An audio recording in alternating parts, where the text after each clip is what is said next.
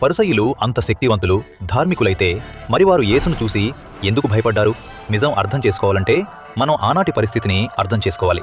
యేసు కాలంలో ఇశ్రాయేలు రోమా సామ్రాజ్యం ఆధీనంలో ఉండేది.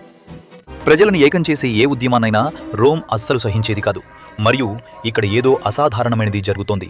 యేసు ఎక్కడికి వెళ్ళినా వేల మంది ప్రజలు ఆయనను అనుసరించేవారు. రోగులు స్వస్థత పొందుతున్నారు, గుడ్డివారు చూడగలుగుతున్నారు, పేద ప్రజలు ఆశ పొందుతున్నారు.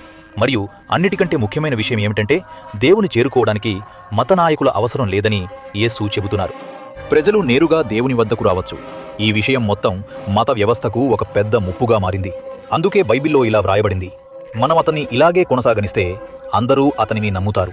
యోహాను 11:48. ఇక్కడి నుండే పరిసయ్యులు మరియు ప్రధాన యాజకులు కలిసి ఒక నిర్ణయం తీసుకున్నారు. యేసుని నిశ్శబ్దం చెయ్యాలి. కానీ ఇక్కడ ఒక లోతైన సత్యం ఉంది. వారు యేసుని ఆపగలరని అనుకున్నారు, కానీ అదే సంఘటన చరిత్రలో అతిపెద్ద మలుపోయింది. తదుపరి దిగ్భ్రాంతికర రహస్యం తెలుసుకుందాం. యేసును సిలువ వేయడానికి కారణం రోమన్ గవర్నర్ కూడా దోషిగా చూడని ఆయనను. ఈ రహస్య ప్రయాణంలో మాతో ఉండండి.